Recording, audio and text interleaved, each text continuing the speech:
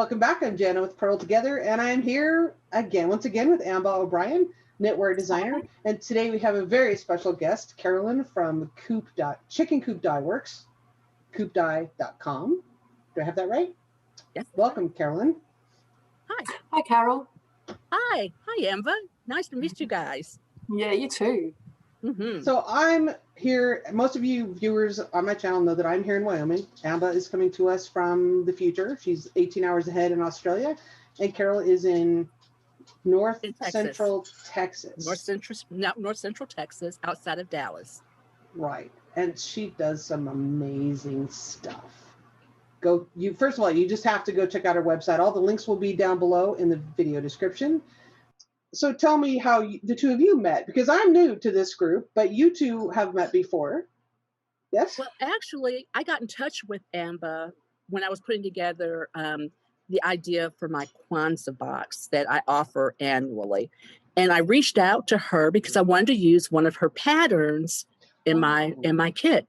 I think that she's a fantastic designer. I own many of her patterns myself. And yes. Me too. I just adore her work. And the idea that I had for the idea that I was working with for this particular box, she has a shawl, hint, that will work perfectly with what I had in mind for the colorways and the yarn that I'm putting in this kit. So I reached out to her. Yeah, and that's how I met Ambah as well. I wanted to do a tutorial knit along on my YouTube channel, and I messaged her a couple of years ago and said, "Hey, I want to do this knit along using your pattern. Do you have any objections to that? I mean, I know it's a paid pattern, and certainly we respect copyright and all of that." And that's when we made this. That's when we did the Inara That's wrap. Beautiful. Yeah, It was a couple of years ago we did this, and it's just fantastic. And then recently we did another one of Ambah's patterns. And then I just keep going, click, and buying more of her patterns because she's brilliant. You can't help yourself. I know. So it's a lot of fun. So tell us about you made reference to your Kwanzaa box. Tell us a little bit about that collaboration. Well, when I reached out to Ambah, and she can talk about this too, it was really interesting because she immediately got back with me like within an hour or so. And she's like, "Oh my gosh, I am so interested. I had not heard anything about Kwanzaa before." She's in Australia. And, this is just, she said, I looked it up and I'm just totally fascinated. So I'm going to do a little bit of explaining. Oh, please do. Because I know for me, I mean, I've heard of Kwanzaa, but I don't really know the history of it or the tradition of that. So absolutely enlighten me. Yeah, it was started back in the late 60s. A minister in Oakland, California started it. And it was really something to do with just pulling the African-American community closer together. Trying to empower the African-American community. It runs from the 26th of December through January the 1st. It's 7 days. Each day has a special meaning. And in the tradition of Kwanzaa, what you would do is it's kind of like Advent. You'd have candles. Well, you have Kwanzaa candles, and you have 7. 3 of them typically are red, and 1 is purple. Sometimes you see black, red, and green. It just depends. People do it different ways. But you light one of the candles every day. And the idea is that you sit down with your family and you talk about the special meaning for that particular day. Well, there's 7 days, and the first day of Kwanzaa, which is Umoja, is which would be today when we're airing this, because we plan to air this on the 26th. Yes, right. It is the day of, it means unity. It's unity of family, community, nation, and race. Oh, I love that. Yeah, yeah. Cool. And I mean, what a great way to start it off right after the holidays. I mean, it really is. The second day, and this one I have a problem pronouncing myself, Puja Shagulia, is self-determination, and that means being responsible for your own conduct and behavior. The third day is Ujima, which is collective work and responsibility, and it's working to help each other and in the community. In other words, giving back. doing some activism or some some volunteer work or whatever. And a lot of people will go to soup kitchens or that sort of thing and work for a day or whatever. The next day is Ujama, and that's Cooperative Economics, and that's working to build shops and businesses, as in little small businesses like the ones that I own and that Ambah owns. Right. Right. Nia is for Purpose, which is remembering and restoring African and African American cultures, customs, and history. Kumba, which is the 6th day, is creativity, using creativity and creating in your own imagination to make communities better. And then the last day is Imani, which is faith and believing in people, families, leaders, teachers, and the righteousness of the African American struggle. I just think it's just beautiful. Oh, yeah, it is lovely, lovely. And what a way to bring people together. I just like that aspect of it. Yeah. So I started a Kwanzaa Kit back last year, and I had so much feedback. And after I had sold it out, I still had people, are you going to do it next year? And I've had people ask me all year, are you doing it again? Are you doing it again? Well, I think it's going to be an annual tradition. So this is the second annual Kwanzaa Kit. And the theme for this year's Kwanzaa Kit is respect. All year, I've done these quarterly kits all year, and I chose a theme to run throughout the whole year. And the theme was Aretha Franklin, songs by Aretha Franklin. Love it. And of course, the last one had to be respect. Yes. Yeah. So I have it playing in my head. Totally. So here is, if you can see this. Oh, let me make you big. I can do a spotlight video. Hold on just a second. Let me make you big. Here. There. Wow. Wow. You will have, you're guaranteed a minimum of 2,500 yards of yarn. Every day you will open one hank, and you'll open them in the order that you spell the word respect. So RESPECT. Each day, exactly. Each day you'll open one. I was just counting the letters on my fingers. I was thinking, is that one letter for each day? Respect. And yes, it is. You'll also get a project bag. You will get a pattern. The pattern is I have 2 patterns actually. One is a crochet pattern, but the knitting pattern is one of Ambah's. Yay! I'm so excited to have my pattern included in this box. Well, you have. Really and we can show it now, can't we? Because it's a 20. Yes, we can. It's open and as soon as they open the box, they will see the pattern. So yes. Yeah. So it's here conveniently the Ariana wrap, which is a huge. Isn't that beautiful? I just love that pattern. Oh my God! Be still, my heart. Can I? Oh, let me make you big. Wait, now I'll make you the spotlight video so viewers can see you bigger on the screen. Yes. Yeah. Oh, I love that. So it uses 6 skeins of yarn in total, 3 of fingering weight and 3 of kid silk. And it might be hard to see. It's sort of transparent.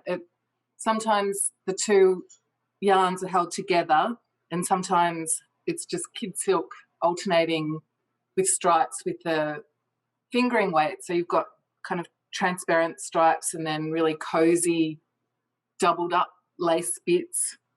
It's so warm and snug. It'll be perfect for winter over there. So beautiful. Love that. That's just fantastic. Now, when you're showing us that, Ambah, what the section where you have the lace part is which is which? Which is the mohair and which is the sock? So it's both here in this section. They're held together. Oh, see. Okay. And then for these stripes, it's alternating. And then for these stripes, they're held together. So it's quite mixed up.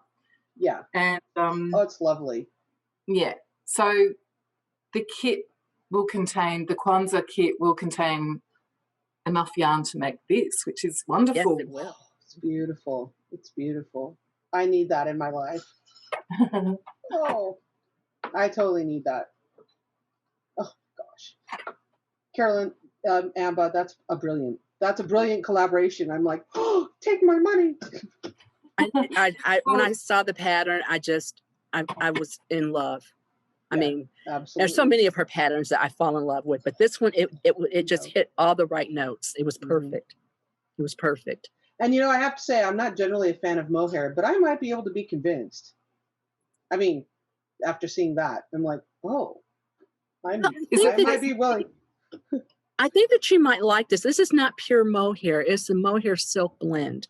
So it's very, it runs across your fingers when you're working with it. It runs across kind of like butter.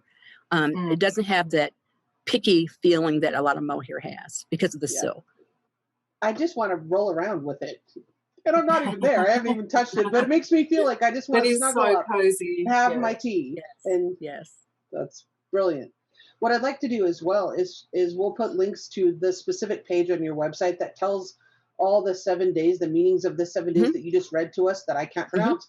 What I love so much about that, though, is, in America, we're so, I don't know, Christmas and the whole lead up to the Christmas day is so commercialized. And then there's the week after Christmas, but before most people go back to school. I don't mean go back to work necessarily, but like before my kids would have to start school again, there's that week where you're kind of like, it's almost like a letdown.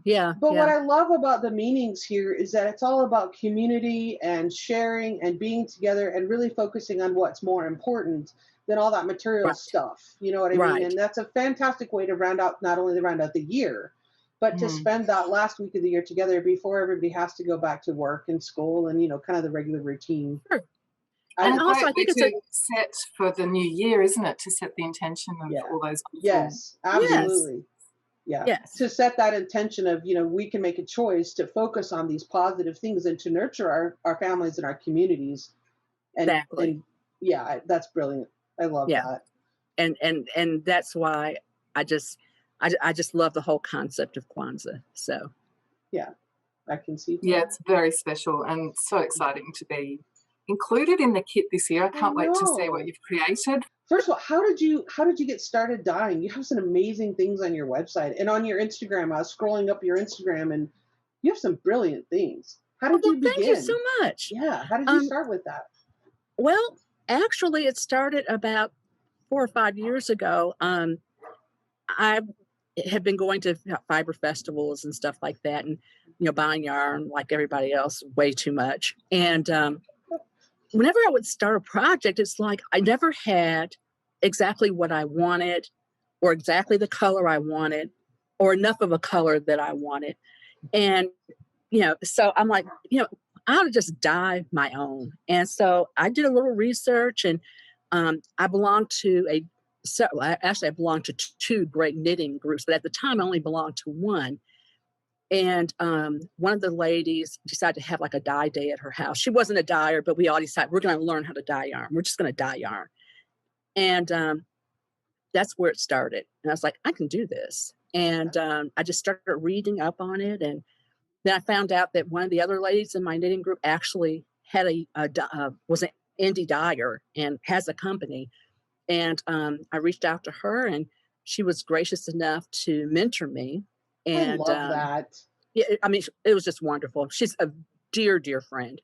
In fact, I'll give her a shout out for her name. It's Lazy Cat Yarn, Rebecca from Lazy Cat Yarn. And she, when I decided that I wanted to really do this, she says, okay, well, look, I've got a festival coming up, and it's a small festival, and it's in East Texas, very small. And she's like, I can give you one of my grid walls. Wow. You fill up that grid wall and you sell your yarn and see if this is something that you really want to do. Wow. And, and you've got, a couple of months to put this together, and if you have questions, ask me, I'll be happy to help you, but this is your deal. And that's what I did. And it was wonderful. It was That's wonderful. so Fantastic gracious. opportunity. I Yeah. love Yeah, that. yeah, yeah, You know, yeah. I just love that. The knitting community, we say this over and over again. Ambah and I have been doing these interviews, and I say this, we have seen this time and time again. The knitting and yarn community is so fantastic, where there's just room for everybody. And it doesn't have to be Absolutely. like a competition. It's not like, oh, I'm going to sell more yarn than you, you know. Right, right. I love that it's so supportive, and it's Mhm. so, I mean, I have a YouTube channel, but I'll link to other people's YouTube channels because they know more than me about certain things. And I think there's room for Sure, everyone. I mean, the internet's a sure. massive place, right? But yeah, it is. And in fact, what's happened now is Rebecca and I, when we go to a lot of the same shows, Right. and we always make sure that we're next to each other, because she does a lot of solids and tonals.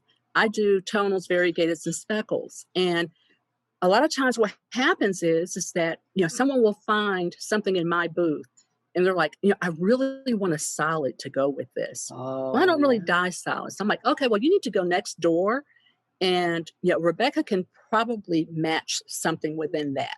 And she always can. And then the reverse happens when they'll buy something from her, and she's like, well, if you want something to really give it a pop, go next door. That's and we brilliant. just do that for each other. Yeah. That's so wonderful. That's great. Mm-hmm. Well, thanks, Rebecca, for teaching Carolyn. That's Yes. I mean, that's just so gracious, and it really is. She's wonderful. That. I love that, and I found she's that brilliant over and over. And she's brilliant too. She's brilliant dyer too. So that's great. Yeah. And now are you a spinner? Because I saw that you mentioned that you have your own small flock of Rambouillet. Yes, I do. And I spin, but I wouldn't call myself a spinner yet. Let's just say that I have a lot more work to do in that department. But the idea with the sheep is that I'm going to take their clips and have them processed into yarn, and then dye the yarn and sell it. And it'll be very limited runs because I have 7 ewes and a ram. And the farmer that I bought my ewes from, he has hundreds of head of Rambouillet, and he basically raises them for meat. And I've convinced him, let's take their fleece and let's process this into yarn, and we can have, a line of natural Texas-born, bred, raised Rambouillet and sell it. And so that's the idea. I am hoping that this coming year, I'll be able to gather up enough. We'll have enough fleece to do a really decent run. He's already got some of his at the mill right now. Okay. I've got 2 clips, and I'll get this 3rd clip, and I'm going to send all that off to the mill, and then we'll. Now, do you shear Rambouillet once a year? Once a year. Once a year. Okay. A typical fleece, uncleaned and unskirted, will run you about 8 pounds. Yeah. So, sure. Yeah. Wow. So, yeah. Well, that's exciting. But once you clean it up and all that, you get rid of about half of that, you end up with about 4 pounds. You're doing good. So, but and people are, and particularly hand spinners are picky than going to a mill. But and then hopefully your shearer does a good job. Have second cuts and all of that. But yeah. Well, let's just put it this way: my husband is the shearer. He went and got certified. But but he's informed me that this coming clip, he's not doing it. We're hiring it out. He's like, I'm not going to fight with him anymore. I mean, even the dog gets upset, so. Yeah, well, tell the viewers, I think the names of your sheep are wonderful. Your ram, for example, and then they're all named after female comedians. Yeah. There is Lucy and Ethel, of course, for Lucille Ball and Ethel Mertz, or Lucy Ricardo and Ethel Mertz. Then there's Goldie Hawn, and there's Gilda Radner, and there is Phyllis Diller, and Wanda Sykes, and Tiffany Haddish. So, and then we got a ram. We got a ram this year, and since he's a male and he's going to be married to Lucy, his name is Ricky, as in Ricky Ricardo. Ricky Ricardo. I love that. I saw that when I was looking at your Instagram. I saw the picture of Ricky in the truck when he arrived. Yes, yes. That's awesome. What's funny about Ricky is still pretty young. He's I think like now he's like 9 months, 10 months old. He's kind of a wimp. He is always in the middle of the herd. You know, if something startles them, you know, they start running. He's dead center with all the girls around him protecting him. Oh, he's smart. Funny. He's smart. Yeah, so, he's smart. If viewers want to follow along on your Instagram, we'll put the link to that below. But I wanted to know so that I could follow along because I love to see pictures of baby lambs. When is lambing? When do you have on that calendar? When did you plan for lambing? Have you put Ricky? Is Ricky done his job yet? Ricky is with them, but we think that we kind of think he might not be mature enough yet. Okay. I think that we were probably looking at next fall. We were hoping that we might have gotten something this spring, but I think it's going to be next fall. Well, I'm excited. I'm excited for your kit, and I'm just excited to follow you. And Ambah, said, I know this gal in Texas. We should do a podcast with her. And I started looking at your Instagram and looking at your shop, and I was like, oh, yay. Carol, how do you come up with your color ideas? What's your creative process?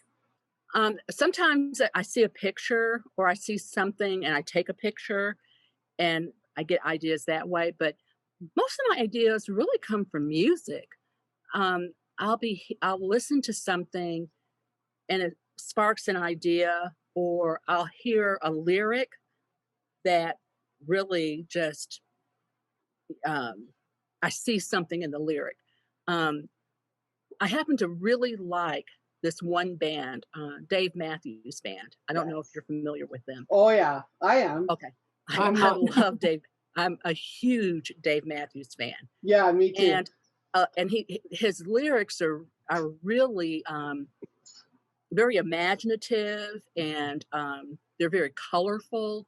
And I was listening to one of his songs, and I just heard the lyric "Watercolor Sidewalk," and instantly I had this picture in my head, and it's one of my colorways now. Oh wow! Yeah, so it's things like that, that really strike me, and then that's fun. Often when I'm knitting, some of my designs, I'll get a song association with it and just kind of sing that song to myself as I'm knitting, or for whatever reason I connect a design to a song, and it's really nice to actually have that musical association with that thing, to kind of look at it. And I imagine with the colorway, you look at that and always think about that song now. Yeah, I do. Every time I hear that song, I think of that colorway. It's always interesting to me because I'm not that artistic, really. I mean, I just make videos and knit. There's art. There's art to that too. But it doesn't require me to create in the same way that you all do. And I think it's fascinating how you're able to take your inspiration and then make that into something tangible. I think that's fantastic. Well, I'll tell you what. I mean, that's great and all, but every once in a while you get hit with like a creative block, and I'll be honest. I've been kind of in a block for probably the second half of COVID. Yeah. It's a weird time though. It's hard. Yeah, it is. Right now it's hard. Yeah, everything's different. You're not in your normal routine. Maybe you're not doing the same things that you used to, and that's really hard. So and maybe for me, fall is here, and finally, the juices, the creative juices are starting to flow again. But July and August, man, nothing. The dog days, man. The dog days of summer. Yeah. But do they say that in Australia? Or is that an American phrase? That's an American phrase. We don't really use that here. Yeah. And I don't know where that started. Yeah. But it's just, when you're just sick of it and it's dragging on and it's way too hot and you're just over it. All you want to do is just lay around. Yeah.